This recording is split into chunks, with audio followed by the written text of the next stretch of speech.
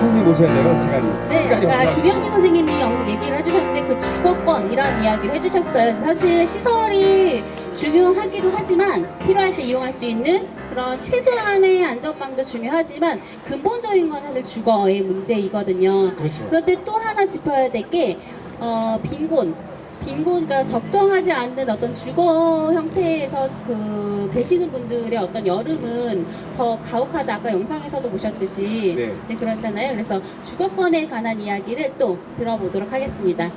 네, 오늘은 이원호 네, 계속 읽어주세요. 빈곤사회연대 집행위원장님 모시고 이야기 나누겠습니다. 어떻게, 안녕하세요. 예전에 한번 나오시지 않았나요? 안 나오셨어요. 나오진 않았어. 아니, 여기 앉아 있었거든. 아니 미치겠네 정말. 너무 친근해서. 아니 왜 그러세요? 네네. 친근해서. 네? 친근해서. 죄송해요. 저희가 3년 정도 했는데 계속 저러세요. 3일한 것 같아, 3일. 아 네. 네, 반갑습니다. 네, 재밌게 진행하시려고. 아니야. 다 역시 알아요. 예, 이원호입니다. 반갑습니다. 네네네. 네, 사실 이원호 그 집행위원장님을 저희가 작년부터 거의 1년 넘게 모시려고 하셨는데 안 나와주셨어요. 웬일이에요? 그래서 네, 안 나와주시다가 이제 섭외를 며칠 전에 인사하시더라고요. 아니에요. 그래서 일정을 맞출 수가 없어요. 그죠? 네. 며칠 전에 하셨죠? 이번엔 2주 전에 해갖고 그래도. 네, 웬일이야. 그렇습니까? 네. 그래서 드디어 또 모셨어요. 그래서, 이번에도 또 안타까운 그 빈곤사회연대에서 또 계시니까 또 얼마 전에도 안타까운 일도 있었죠. 그러면서 사실 우리나라의 그 송파 세모녀 사건 이후로 정말 변한 게 사실 하나도 없고 송파 세모녀 사건이 언제 있었는지 어떤 일이었는지 국민들이 잘 기억을 못 하시는 경우가 있어요. 왜냐하면 그 이후에 너무 많은 사건들이 발생을 하루가 멀다 하고 나오니 그걸 다 지워져 버렸던 거예요. 그래서 여름엔 어떤가요? 지금 주거의 어떤 빈곤층인 분들이? 사실 송파 세모녀 때도 잘 기억하시지 못한 것 중에 하나가 송파 세모녀가 살았던 집이 송파구죠. 비싼 동네에 반지하 집이었어요. 그러니까 저소득층이 주로 사는 주거라는 게 이제 가장 열악하게는 쪽방이나 변화촌 같은 곳이 있고, 그 다음에 좀 보편적으로 저소득층이 많이 사는 곳이 또 반지하인데, 역시 여름이란 계절이 일반적으로 특히 주거빈곤층들에겐 집이 습하고 그래서 곰팡이가 많고 또 여름이기 때문에 벌레도 많고 그래서 건강을 굉장히 위협하는 주거로 인식되고 있는데, 그러니까 그 정도로만 좀 얘기가 되다가 아무래도 작년에 이제 폭염 문제 되면서 사실 과거엔 그런 얘기는 많이 했던 것 같거든요. 한국이 이제 사계절이 있다는 걸 되게 축복으로 얘기하잖아요. 그래서 봄이 되면 여름이 오고 가을이 오고 겨울이 오는 게 축복이다라고 얘기했지만, 그 주거빈곤층 같은 경우는 사실 겨울은 되게 불평등하다라는 얘기를 많이 했었는데, 작년 이런 폭염 문제 얘기되면서 이 여름 그러니까 불평등한 여름이다라는 표현을 쓰면서 이제 계절의 변화 자체도 주거빈곤층들에게, 강한 사람들에게 되게 불평등한 계절이구나라는 생각이 들기도 했습니다.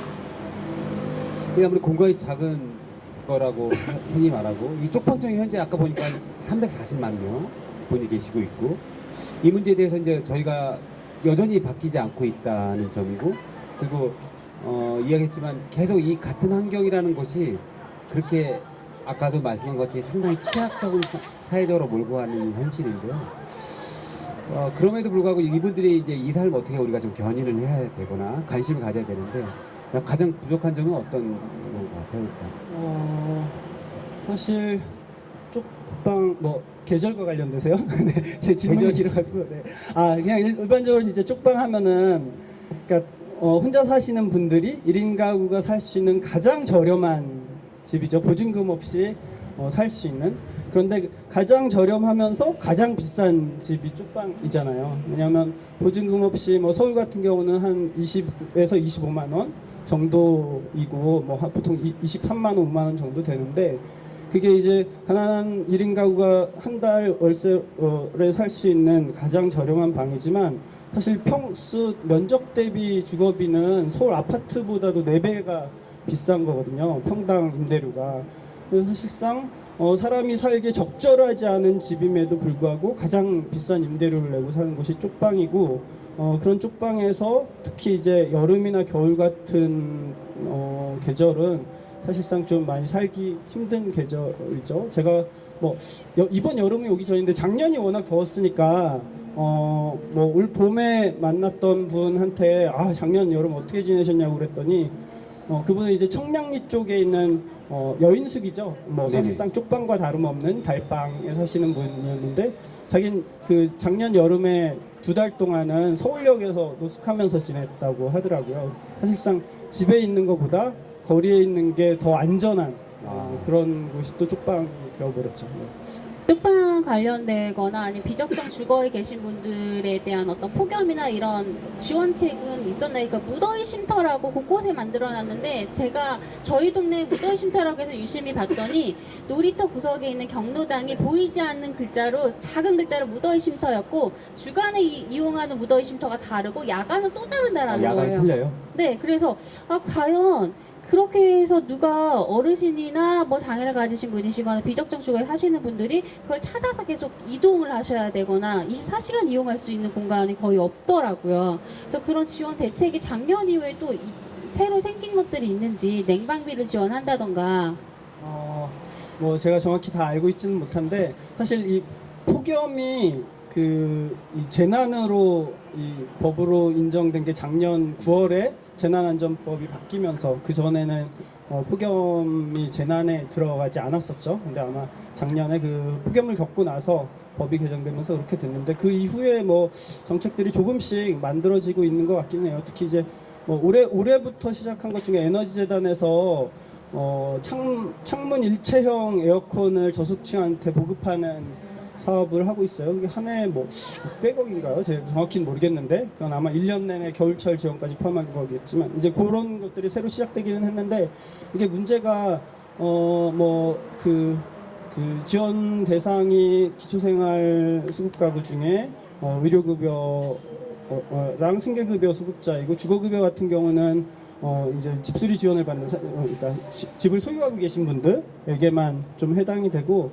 이게 또 공공임대주택 특히 연구임대주택 같은 경우 옛날에 지어진 연구임대주택 여름에 굉장히 더운데 그럼 공공임대주택은 또 뭐 이중지원 뭐 이런 얘기를 하면서 사실 지원이 되고 있지 않고요. 얼마 전에 동자동에 계신 분도 그러시는데 쪽방에 계신 분들도 동네에 그거 이제 신청하라고 막 사람들이 찾아왔을 때요. 근데 그게 이제 일단 건물주들이 반대하는 건물. 네. 사실상 건물이 낡았기 때문에 창문에 그걸 뜯고 그걸 설치하는 것에 대해서 이제 반대하는 건물주들이 많고 또 하나는 여기 살고 계신 분들도 뭐 그거 설치해 준다고 난방비를 지원해 주는 것도 아닌데 난방비 걱정 때문에 싫어하시는 거랑 또 하나가 이게 이전 설치가 불가능한 거예요. 그래요? 네. 창문에 아예 붙이는 방식이라 그래서 아니 내가 여기서 쫓겨나거나 이사 가게 되면 가져가지도 못하는 거 건물주만 좋은 일 시켜줄 일이냐 뭐 이러기도 하시더라고요. 그거 말고는 쪽방촌 관련돼서 뭐 아까 얘기했던 제가 알기로 무더위 쉼터 뭐 확대하는 거랑 그다음에 물 나눠주는 거를 좀 하고 있고 또 이제 폭염이 높을 때 소방에서 하루에 뭐 2차례씩 그 동네에 물 뿌리고 뭐 이런 정도만 있는 것 같아요.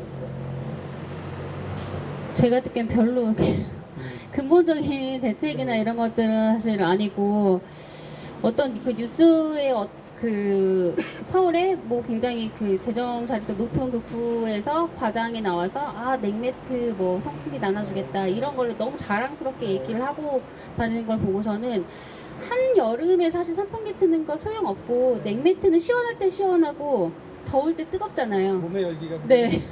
그런 걸 지원책이라고 이야기를 하는 걸 보고 제대로 뭔가 그 올해는 진짜 여름이 덥지 말아야 될 텐데 그런 생각을 좀 사실 하게 되더라고요. 사실 올해 작년보다는 확실히 덜 덥다고 체감하기는 하는 건데 제가 지난주에 봤던 쪽방 계신 분 이 동네 분한테 올 여름은 좀 덜 더웠죠? 라고 했더니 날씨는 덜 더웠는데 8월 첫 주, 둘째 주 그 2주 동안 마을에서 6분이 사망하셨다고 하더라고요. 뭐 그게 단순히 이제 100% 폭염 때문이야 이렇게 말할 수는 없지만 다 집에서 사망하신 거거든요. 보통 이제 뭐 날씨 더우면 저희 재난 문자 오잖아요. 뭐 야외 활동을 삼가해 달라라고 네네. 하는데 사실상 쪽방은 야외보다 더 더운 실내 온도가 그 더운 곳이기 때문에 그런 문제들이 있습니다. 요즘. 오늘 주제 때문에 여름에 관련된 내용을 주로 하다 보는데 여전히 이제 아무래도 날씨를 하면 여름과 겨울을 다 같이 생각할 수밖에 없는 것 같아요. 그래서 여름하고 혹시 겨울에 약간 좀 다른 점이 있거나 아니면 차이가 없다거나 자 어떻게 되는지 궁금하거든요. 네. 지금 여러분께서는 유동호, 양혜정과 복지국가를 만드는 사람들 시즌2 보이는 라디오를 보고 계십니다. 여름하고 겨울이요? 여름하고 겨울이 같을 수는 없을 것 같은데 네네. 뭐 어느 게 더 살기 편하다 혹은 낫다 이렇게 구분할 수 있는 것 같지는 않고요. 다만 그러니까 사실 워낙 이 여름이나 겨울은 항상 덥거나 추운 계절이기 때문에 그런 열악한 주거에 오래 사셨던 분들은 사실 그냥 그냥 일종의 이미 이 체념한다 그럴까 받아들이고 있어서 처음에 이제 추우시냐 더우시냐 물어볼 때 뭐 항상 그렇지 별로 이제 춥다 덥다 얘기를 막 바로바로 하지 않으세요. 근데 뭔가 구체적으로 습기가 높지 않나요? 이렇지 않나요? 밤에 위풍이 세지 않나요? 이렇게 물어볼 때 얘기하면 다 적용이 되거든요. 하나도 빠짐없이 다 적용이 되는데 포괄적으로 물어보면 괜찮다 이렇게 말하시는 것 같아요. 그럼 마지막으로 가장 시급한 그 주거 정책 이것만은 정말 시급하게 가장 우선이 되어야 한다고 생각하시는 정책을 좀 말씀해 주시면 좋겠어요. 뭐가 급한지 너무 많은 거 아니에요? 뭐가 급한지 모르겠는데 결국은 되게 근본적인 얘기를 할 수밖에 없을 것 같은데 결국은 이제 이분들이 이제 폭염에 대한 대책으로 접근하기보다는 결국은 주거 대책으로 접근해야 되는 게 사실이죠. 사람이 살기에 적절하지 않은 또 위험한 그런 주택에 대해서는 규제를 하고 그 사람들이 좀 더 안정적 적정 주거로 옮길 수 있는 그런 것들이 마련되지 않는 이상 아무리 얼음물 많이 주고 선풍기 주고 그런다고 해서 이분들의 여름나기가 그 일상적인 삶처럼 되지는 않을 것 같아요. 네. 아무래도 현재 계신 분들이 계속 한 곳에만 계속 머무는지 이것도 좀 제가 좀 궁금한 점이 있어요. 예를 들어서 다른 쪽방촌으로 간다든가. 쪽방도 그렇고 특히 이제 비나라스촌은 더 그렇고 예를 들어서 그냥 민간임대주택 중에 열악한 곳인 반지하도 그렇고 그러니까 여기서 2주 다니는 길지 않은 분들도 많이 있어요. 그러니까 오래 안 사는 분들도 많이 있는데 그렇다고 고집에 오래 안 살 뿐 그 동네에 계속 도는 방식이거든요. 아무래도 특히 이제 그 장소 기반의 복지가 작동하는 동네죠. 쪽방이나 이런 그런 빈곤층 밀집 지역은 그곳을 벗어나면은 자기가 사실 삶을 이어가는 데 있어서 도움을 받을 수 있는 것도 끊기고 그런 거기 때문에 그 장소 기반의 복지가 작동하는 그 동네에서 가급적 떠나지 않으시려고 하는 게 많은 것 같아요. 네. 정권이 바뀌고 나서 그 빈곤층의 주거에 대한 정책들이 크게 변한 게 있나요? 제가 계속 이런 발표된 건 되게 계속 나는데 발표된 건 많은데 그게 이제 실질화되는 게 문제인 것 같아요. 특히 이제 작년에 이 주택이해 거처라고 하죠. 쪽방 비나라스촌 여건연수 관련된 실태조사를 해서 전국에 37만 가구가 있다 그러면서 다시 또 실태조사 결과를 바탕으로 작년 연말에 이제 주거 취약계층 주거 지원 사업을 어떻게 확대할지 이런 정책들을 발표하기는 했었는데 그게 이제 실제로 올해부터 어떻게 하나씩 실현되느냐 이런 문제인데요. 가장 단적으로 보여주는 것도 그동안 주거 취약계층 주거 지원 사업의 가장 핵심이 이제 공급 물량의 문제였는데 그것에 대한 확대 계획을 발표했지만 올해도 신청은 그래서 예전엔 그 신청 시기에 봤던 걸 언제든지 신청할 수 있게 열어두더니 신청을 받고 이제 공급할 수 있는 물량은 준비가 되지 않은 상황이다 보니까 계속 대기자가 쌓이는 이런 방식이어서